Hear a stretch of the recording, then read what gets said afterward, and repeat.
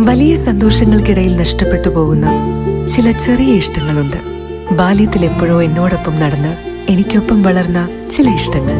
ആ ഇഷ്ടങ്ങൾ സ്വന്തമാക്കാൻ എന്നോടൊപ്പം എന്നും ഉണ്ടായിരുന്ന എന്റെ ഫാമിലി.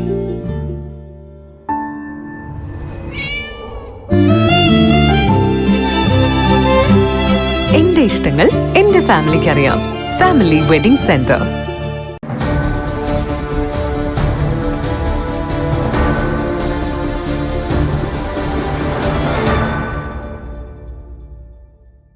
വടകരയിലെ ജനങ്ങൾ പാർലമെൻറ്റിൽ എനിക്കൊരു അവസരം തരുമെന്ന് ഞാൻ ഉറപ്പിച്ച് വിശ്വസിക്കുന്നു. കാരണം ഞാൻ കുറേ കാലമായിട്ട് രാഷ്ട്രീയ പ്രവർത്തനം നടത്തി ജനങ്ങളുടെ കൂടെയുണ്ട്. കഴിഞ്ഞ പിണറായി സർക്കാരിൻ്റെ കാലത്ത് ആരോഗ്യവകുപ്പും സാമൂഹ്യനീതി വനിതാ ശിശു വികസന വകുപ്പും കൈകാര്യം ചെയ്തിരുന്നു. എൻ്റെ ആ വകുപ്പുകൾക്കകത്ത് കഴിവിൻ്റെ പരമാവധി ഇടപെട്ട് പ്രവർത്തിക്കാൻ ശ്രമിച്ചിട്ടുണ്ട്. വളരെ സന്നിഗ്ധമായിട്ടുള്ള ഘട്ടങ്ങളിൽ ജനങ്ങളുടെ കൂടെ നിന്ന് ഇടപെട്ടിട്ടുണ്ട്. എന്നെ കക്ഷി രാഷ്ട്രീയത്തിന് അതീതമായി തന്നെ ആളുകൾ കാണുമ്പോൾ ചിലപ്പോൾ പറയാറുണ്ട്, ടീച്ചർ ഞങ്ങൾക്ക് ആ ദിവസങ്ങൾ മറക്കാൻ പറ്റില്ല. ടീച്ചറിൻ്റെ വാക്കുകളായിരുന്നു ആശ്വാസം. കാരണം ഞാനായിരുന്നു പറയേണ്ടിയിരുന്നത്. അന്ന് ആരോഗ്യമന്ത്രി ഞാനാണ്. അപ്പോൾ എന്താണ് അവർ ചില അമ്മമാരൊക്കെ പറയും, ഞങ്ങൾ നോക്കുമ്പോൾ ടീച്ചറിൻ്റെ മുഖത്ത് അസ്വസ്ഥതയുണ്ടോ എന്നാണ് നോക്കുക. ഇത് കൂടുതൽ ഇത് പടരുമോ, ആൾ മരിച്ചു പോകുമോ നോക്കാൻ വേണ്ടിയിട്ട് അതിങ്ങനെ വാർത്ത കാണുമ്പോൾ ടീച്ചറിൻ്റെ മുഖം അസ്വസ്ഥമാണോ, അല്ല ടീച്ചർ ചിരിക്കുന്നുണ്ട് അല്ലേ, ഒരു ചെറിയ ചിരിയോടെയാണ് പറയുന്നത് കണ്ട് ഞങ്ങൾക്ക് സമാധാനമാണ്. ടീച്ചറിൻ്റെ മുഖത്ത് ആ ചിരിയില്ലെങ്കിൽ ഞങ്ങൾക്ക് പേടിയാണ്. എന്താ കാരണം? അതിന് ഒളിച്ചോടി പോവുമല്ല, കൂടെ നിന്ന് പ്രവർത്തിച്ചു. അങ്ങനെ ഒരു പ്രവർത്തനം പാർലമെൻറ്റ് മെമ്പറായാലും ജനങ്ങളുടെ കൂടെ നിന്ന് ഞാൻ നടത്തും. അത് ഉറപ്പുള്ള ജനങ്ങൾ ഒരുപക്ഷെ കുറച്ച് പേരെങ്കിലും കക്ഷി രാഷ്ട്രീയത്തിന് അതീതമായി പാർലമെൻറ്റിൽ എനിക്ക് ഒരവസരം തരും, വോട്ട് ചെയ്യുമെന്ന് ഞാൻ ഉറപ്പായിട്ട് വിശ്വസിക്കുന്നുണ്ട്. നല്ല ഭൂരിപക്ഷത്തിൽ വടകരയിൽ ജയിക്കാൻ കഴിയും എന്ന ഉറച്ച വിശ്വാസമാണ് എനിക്കുള്ളത്. ഒരു സ്ത്രീ ശബ്ദം കേട്ടില്ല. സൈബർ ആക്രമണ രൂക്ഷമാണ്. ഇപ്പോൾ അറസ്റ്റ് ചെയ്ത 3 പേരും UDF എന്നുള്ള ആളുകളാണ്. 6 പേർക്കെതിരെ കേസെടുത്തതും UDF നേതാക്കന്മാരും അവരുടെ പ്രാദേശിക നേതാക്കന്മാരും ഒക്കെ തന്നെയാണ്. UDF തള്ളി പറയുമ്പോഴും ഇത് ശരിയല്ല എന്ന് കൃത്യമായൊരു പറയൽ നടത്തുന്നുണ്ട്. അതൊക്കെ സാനിയോ ജനം കാണട്ടെ, അതേ ഞാൻ പറയുന്നുള്ളൂ. ജനം TV ഉണ്ടല്ലേ, ആയിക്കോട്ടെ, ജനം TV കാണും. അപ്പോൾ അത് ജനങ്ങൾ മനസ്സിലാക്കട്ടെ. ഞാനത് സഹികെട്ടിട്ട് പറഞ്ഞു പോയതാണ്. ഞാനത് നെഗ്ലക്റ്റ് ചെയ്യാനാണ് ഉദ്ദേശിച്ചത്. ആദ്യം അവഗണിച്ചേക്കാം ഇതിങ്ങനെ വന്നുകൊണ്ടിരിക്കുമ്പം. പക്ഷേ സഹിക്കാവുന്നതിനൊരു പരിമിതിയില്ലേ കൂട്ടരെ? നിങ്ങൾ ആലോചിച്ച് നോക്കൂ. നമ്മുടെ മാതൃഭൂമി ഇവിടെ ഉണ്ടാവുമല്ലോ അല്ലേ? ഉണ്ട്. അവരുടെ ഓൺലൈൻ പേജ് വ്യാജമായി ക്രിയേറ്റ് ചെയ്തിട്ട് അതിൻ്റെ അകത്ത് ഞാൻ പറഞ്ഞൊരു അഭിപ്രായം കൊടുത്തിരിക്കുന്നു. ഞാൻ ഉടനെ തന്നെ മാതൃഭൂമിക്കാരെ വിളിച്ചു. അല്ല, ഞാനെപ്പോൾ പറഞ്ഞു നിങ്ങളോടിങ്ങനെ? അപ്പോൾ പറഞ്ഞു, ടീച്ചറെ ഞങ്ങളുടെ പേജല്ല, അത് ക്രിയേറ്റ് ചെയ്തതാണ്. അപ്പോൾ നിങ്ങൾ നിഷേധിക്കണ്ടേ? ഞങ്ങളിപ്പോൾ തന്നെ നിഷേധിച്ചു. അവർ നിഷേധിച്ചു കൊണ്ടിറക്കിയില്ലേ? റിപ്പോർട്ടർ ചാനൽ ഇവിടെ ഉണ്ടാവുമല്ലോ. ഡോക്ടർ അരുൺകുമാറും ഞാനും കൂടി നടത്തിയ ഒരു ചർച്ച നിങ്ങൾ ആലോചിച്ച് നോക്കൂ. ആ ചർച്ചയിൽ ഞാൻ പറഞ്ഞതിൻ്റെ പൂർണ്ണമായിട്ടും വിരുദ്ധമായിട്ട് കേട്ടോ. ഒരു പ്രത്യേക മതവിഭാഗക്കാരെല്ലാം വർഗീയവാദികളാണ്. അവർ വർഗീയവാദികളാ എന്നാ ഞാൻ ചോദിച്ചത് അല്ലേ? അടച്ചു പറയാൻ പറ്റുമോ ഏതെങ്കിലും ഒരു മതവിഭാഗക്കാരാകെ മോശമെന്ന്? എന്നിട്ട് ഞാൻ ആ ക്വസ്റ്റ്യൻ മാർക്ക് എടുത്ത് കളഞ്ഞിട്ട് ഇത്ര വൃത്തിയായിട്ട് ഒരു പ്രവർത്തനം നടത്താവോ? അത് കഴിഞ്ഞ് പിന്നെ ഞാൻ പറഞ്ഞല്ലോ, എൻ്റെ ഒരു പോസ്റ്റർ ഇപ്പോൾ വീഡിയോ എവിടെ ചോദിക്കുന്നുണ്ടെന്നാണ് കേട്ടത്. എൻ്റെ പത്രസമ്മേളനം കേട്ടോളൂ.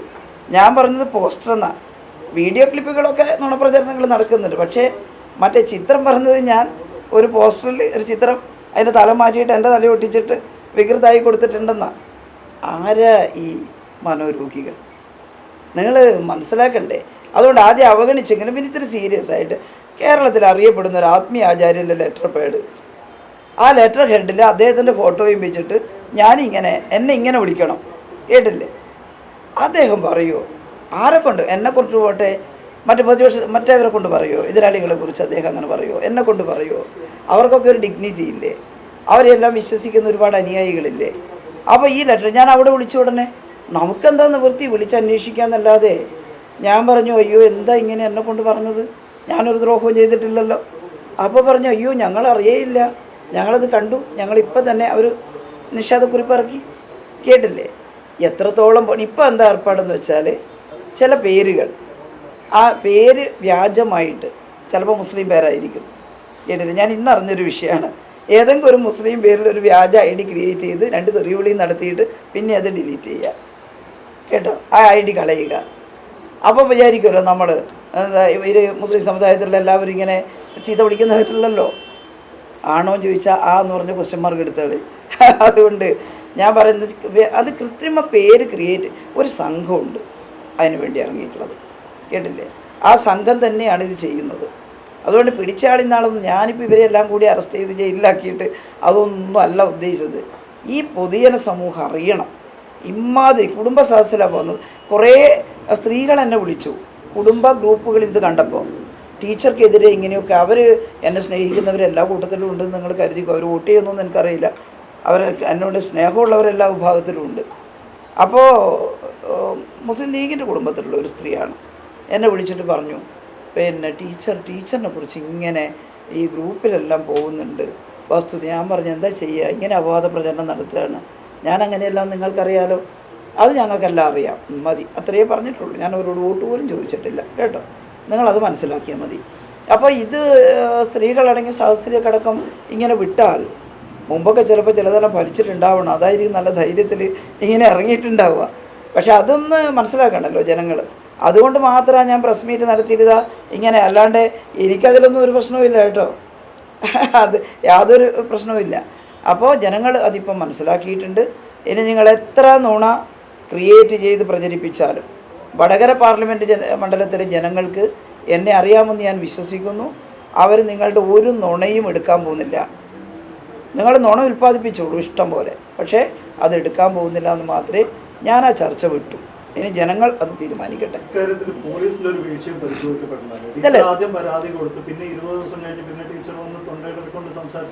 ഞാൻ അതായത് എനിക്ക് ലേശം ദേഷ്യവും ഒക്കെ ഉണ്ടായിരുന്നു. പക്ഷേ തൊണ്ടയിടറി ഇന്ന് രാവിലെ നിങ്ങൾ കണ്ടില്ലേ പത്രസമ്മേളനം തുടങ്ങുമ്പോൾ എനിക്ക് ഈ ഡസ്റ്റ്, അത് പ്രത്യേകിച്ചിട്ട് ഈ മറ്റേ പടക്കത്തിൻ്റെ പൊടിയുണ്ടല്ലോ, എല്ലാവരുടെയും പൂത്തിരി കത്തിക്കുക സ്വീകരിക്കാൻ, അപ്പം അതിൻ്റെ പൊടി തട്ടുമ്പോൾ ചെറിയൊരു അലർജിക്കാവും, തൊണ്ട ഇതായി പോകും.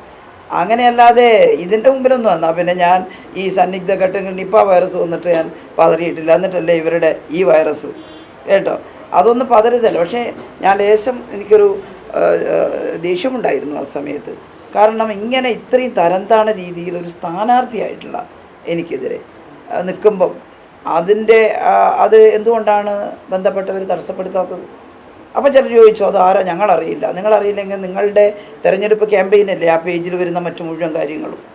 അപ്പോൾ നിങ്ങളെ സഹായിക്കുന്ന പേജല്ലേ, നിങ്ങൾ അന്വേഷിക്കണ്ടേ ആരാന്നുള്ളത്. അപ്പോൾ അതത്രയേ ഉള്ളൂ, അതൊന്നും ഞാൻ പറയുന്നില്ല. അല്ലാതെ ഞാനാകെ ഇത് കണ്ടപ്പോൾ ആകെ ക്ഷീണമായിപ്പോയി എന്നൊന്നും നിങ്ങൾ കരുതണ്ട, അങ്ങനെ ഒരു ക്ഷീണവും ഇല്ല.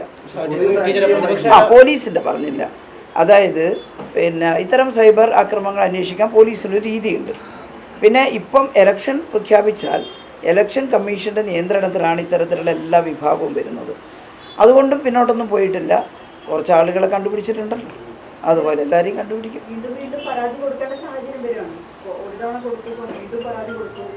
അല്ല, നമ്മൾ പരാതി കൊടുത്തുകൊണ്ടേയിരിക്കണ്ട, ഒരേ തരത്തിലുള്ളതാണല്ലോ വന്നുകൊണ്ടിരിക്കുന്നത്.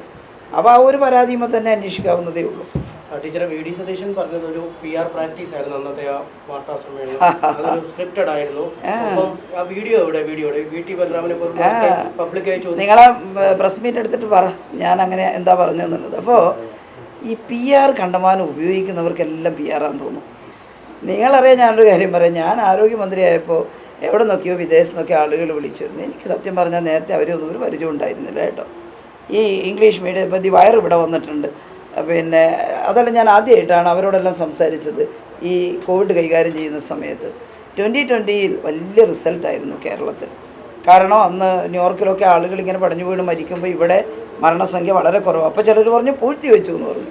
അപ്പോഴാണ് 2020 ആകെ ഡെത്തിൻ്റെ കണക്കെടുത്തത്, ടോട്ടൽ ഡെത്തിൻ്റെ 2019 കുറവായിരുന്നു 2020. അങ്ങനെയുള്ള 5-6 പ്രദേശങ്ങളെ ഈ ഭൂമിയിലുണ്ടായിരുന്നുള്ളൂ. അതിലൊന്ന് ഇന്ത്യയിലെ കേരളമായിരുന്നു. അതെല്ലാം പഠിക്കുന്ന ആളുകളുണ്ടേ, നമ്മൾ പറഞ്ഞുകൊണ്ടൊന്നും ആരും വിശ്വസിക്കാൻ പോകുന്നില്ല. അങ്ങനെ പഠിച്ച് കാര്യങ്ങൾ മനസ്സിലാക്കിയ പലരും എന്നെ വിളിച്ചിട്ട് ചോദിച്ചു, എങ്ങനെയാണ് നിങ്ങളിത് നിയന്ത്രിക്കുന്നത്? നമുക്ക് മഹാരാഷ്ട്രയിലെ ആരോഗ്യമന്ത്രി രാജേഷ് തോപ്പെ ഒരു ദിവസം എന്നെ വിളിച്ചിരുന്നു. മേഡം, എങ്ങനെയാണ് നിങ്ങൾ ഈ പ്രൈവറ്റിനെയൊക്കെ അവിടെ സഹകരിപ്പിക്കുന്നത്? ഇവിടെ ഇവന്മാരൊന്നും പറഞ്ഞിട്ട് കേൾക്കുന്നില്ല. ഇല്ലേ, ഞാൻ പറഞ്ഞു സാർ, ഞങ്ങൾ ആദ്യം തന്നെ അവരെല്ലാം വിളിച്ചു കൂട്ടി ഒരുമിച്ച് പോകണമെന്ന് മുഖ്യമന്ത്രി തന്നെ അവരോട് അഭ്യർത്ഥിച്ചിരുന്നു.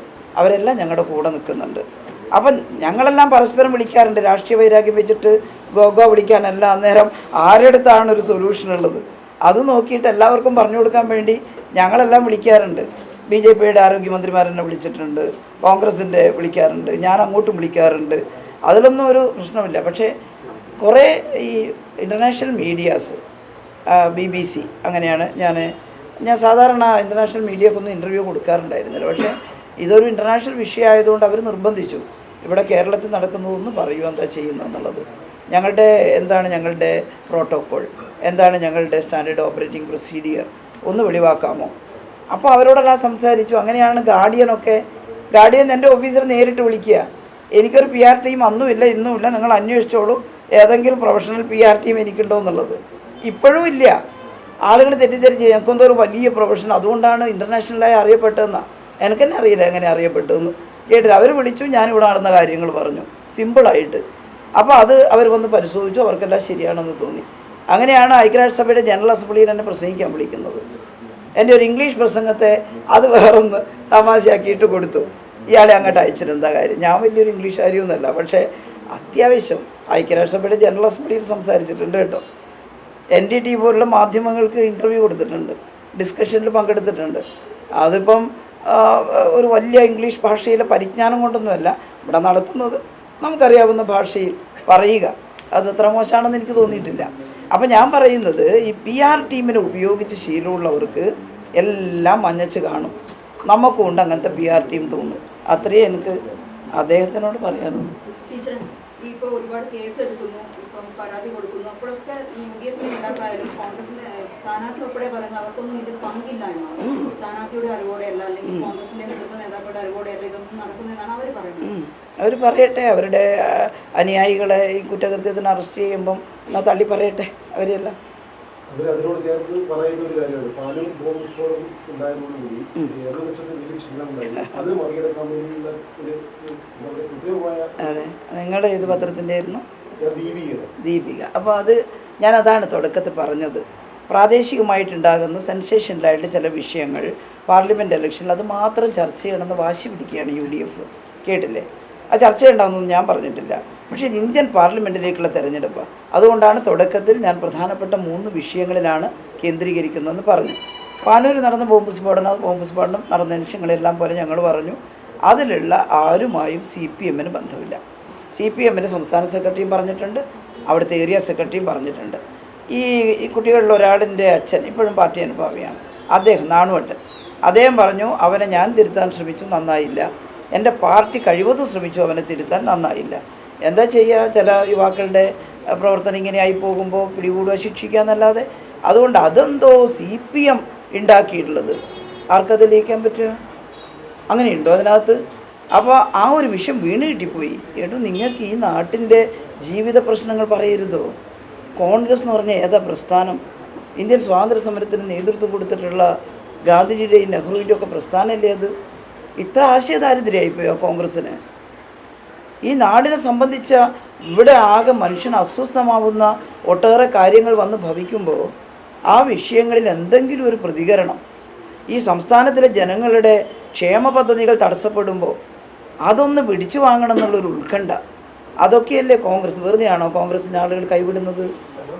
കോൺഗ്രസിനകത്ത് തന്നെ ഇന്നലെ ഞാൻ പോയെടുത്തൊരു പഴയ കരുണാട്ടെ നാദാപുരം മേഖലയിൽ പര്യടനം നടത്തുമ്പോൾ കരുണാടൻ്റെ സ്റ്റേജിൽ വന്നിട്ട് പണ്ടേ ഭയങ്കര കോൺഗ്രസ്സാണ്, പ്രായമുള്ള ഒരാളാണ്. എന്നോട് പറഞ്ഞു, ടീച്ചറെ ഞാൻ നിങ്ങളൊന്നിച്ച് നിൽക്കുകയെന്ന്, കോൺഗ്രസ് ഒന്നും ശരിയല്ല. ഞാൻ പറഞ്ഞു, കരുണാട്ട നമുക്ക് ഒന്നിച്ച് പ്രവർത്തിക്കാം, ജയിച്ചു കഴിഞ്ഞാലും ഞങ്ങൾ ഒന്നിച്ചുണ്ടാവും. ഞാൻ പറഞ്ഞു, നിങ്ങൾ വേണം, ജയിച്ചാലും നമുക്ക് ഒന്നിച്ച് പ്രവർത്തിക്കാം എന്ന് പറഞ്ഞു. വെറുതെ അല്ലല്ലോ. അപ്പോൾ കോൺഗ്രസ് ഒന്ന് ആലോചിക്കണം, കോൺഗ്രസ് ചെയ്യേണ്ടതാണോ ചെയ്തുകൊണ്ടിരിക്കുന്നത് എന്നുള്ളത്. ഈ സൈബർ ആക്രമണ വിഷയത്തിൽ UDF ക്യാമ്പയിനുകൾ ഉന്നയിക്കുന്ന മറ്റൊരു കാര്യം, ഇതിപ്പം ആദ്യമായിട്ടുള്ള സംഭവമല്ല. ഈ മുൻപ് വനിതാ സ്ഥാനാർത്ഥികൾ UDF സമയത്തും സമാനമായ രീതിയിൽ നിർവാഹങ്ങൾ ഉണ്ടായിരുന്നു. ഇതൊക്കെ ചില കേന്ദ്രങ്ങളിൽ നടക്കുന്നതാണ്. അതിൽ പാർട്ടി നേതൃത്വമൊന്നും അറിവുകൾ ചെയ്യുന്നതല്ല. പിന്നെ എന്തിന് ഇവിടെ മാത്രം ഇതങ്ങനെ വലിയൊരു ഇഷ്യൂ ആക്കി എടുത്തു? അതായത് ഇതൊരു തെരഞ്ഞെടുപ്പ് നടക്കുന്ന സമയമാണ്, ഞാൻ ഒരു സ്ഥാനാർത്ഥിയാണ്. അതിൽ സ്ത്രീ എന്നുള്ള നിലയിൽ അപമാനിച്ചത് മാത്രമല്ല, എൻ്റെ പൊളിറ്റിക്കൽ ക്രെഡിബിലിറ്റി, എൻ്റെ ആശയങ്ങൾ, ഞാൻ പ്രതിനിധാനം ചെയ്യുന്ന ആശയത്തെ തീരെ ഓപ്പോസിറ്റാക്കിയിട്ട് വ്യാജമായി പ്രചരിപ്പിക്കുക, അതെപ്പോഴാണ് നടന്നിട്ടുള്ളത്? അത് മുമ്പ് എപ്പോഴാണ് നടന്നിട്ടുള്ളത്? അതുകൊണ്ട് ഞാൻ അതിന് പരാതി പറയുമ്പം പണ്ടിങ്ങനെ നമ്മൾ ചെയ്തിട്ടില്ല എന്ന് പറയാണോ വേണ്ടത്? ആ പണ്ട് നടന്നതിന് അന്നേരം അത് പ്രതികരണം ഉണ്ടായിട്ടുണ്ട്, അന്നേരം എന്താ വേണ്ടതെന്ന് ഉണ്ടായിട്ടുണ്ട്. ഞങ്ങളാരും അതിനൊന്നും അനുകൂലിക്കുന്നില്ല എന്തെങ്കിലും ഉണ്ടായിട്ടുണ്ടെങ്കിൽ. പക്ഷേ ഇപ്പം ചെയ്തിട്ടുള്ളത് അതാണോ? നിങ്ങളെന്താ വളരെ ലളിതമായിട്ട് കാണുന്നത്? ഒരു സ്ത്രീ എന്നുള്ള നിലയെ പരിഹസിച്ചിട്ടുണ്ട്, അത് ശരി. അതെൻ്റെ പ്രിയപ്പെട്ട സഹോദരി രമയും ഉമയും പറഞ്ഞു. അങ്ങനെ പറയുന്നത് ഞങ്ങൾക്ക് യോജിപ്പില്ല. അതിൻ്റെ കൂടെ ഒന്നുകൂടി ഉണ്ട്, ഞാനൊരു രാഷ്ട്രീയ നേതാവും കൂടിയാണ്. വെറും ഒരു വനിത എന്നുള്ള നിലയിൽ മാത്രമല്ല ഞാൻ പറയുന്നത്. ഞാനൊരു രാഷ്ട്രീയ നേതാവാണ്. എല്ലാ പുരുഷന്മാരെയും പോലെ അവകാശമുള്ള, പൂർണ്ണ ഉത്തരവാദിത്വമുള്ള എൻ്റെ പാർട്ടിയുടെ കേന്ദ്ര കമ്മിറ്റി അംഗമാണ് ഞാൻ. എന്നാലും ഞാനൊരു തെരഞ്ഞെടുപ്പിൽ മത്സരിക്കുമ്പോൾ ഞാൻ കൈയാളുന്ന ആശയത്തെ പൂർണ്ണമായും തെറ്റിദ്ധരിപ്പിച്ച് പ്രചരണം നടത്തുക തെരഞ്ഞെടുപ്പിൽ. അതിനെവിടെയാണ് താരതമ്യമുള്ളത്? അപ്പോൾ അമ്മാതിരി കാര്യങ്ങൾ പറഞ്ഞിട്ട് ഇതിൻ്റെ മുനയൊടിക്കാൻ വേണ്ടിയിട്ടോ ഇതിൻ്റെ പ്രാധാന്യം കുറക്കാൻ വേണ്ടിയോ ശ്രമിക്കുന്നത് അത് ശരിയല്ല എന്നുള്ളത് എല്ലാവർക്കും മനസ്സിലാവില്ലേ?